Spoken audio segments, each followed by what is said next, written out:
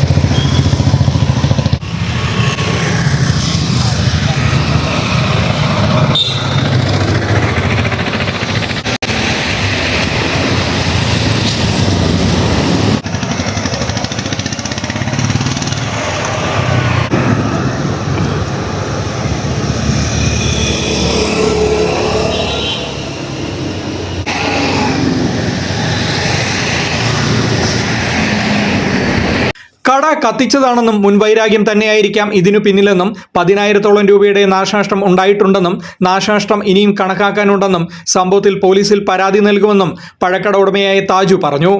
Fox TV news, Punalur.